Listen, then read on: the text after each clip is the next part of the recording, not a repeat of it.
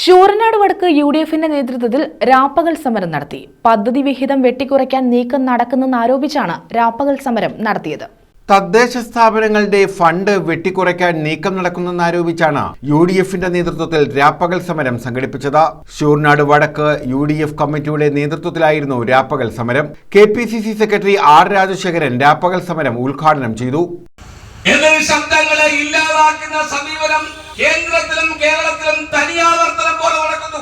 തങ്ങളെ എതിർക്കുന്നവരെ ഇല്ലായ്മ ചെയ്യുന്ന നടപടികളാണ് കേന്ദ്ര ഗവൺമെന്റും സംസ്ഥാന ഗവൺമെന്റും നമ്മുടെ രാജ്യത്ത് നടപ്പിലാക്കിക്കൊണ്ടിരിക്കുന്നത്. നിയമസഭയിൽ പ്രതിപക്ഷ നേതാവിന് പ്രസംഗിക്കുവാൻ സമയം നൽകുന്നില്ല, അദ്ദേഹത്തിന്റെ മൈക്ക് ഓഫ് ചെയ്യുന്നു.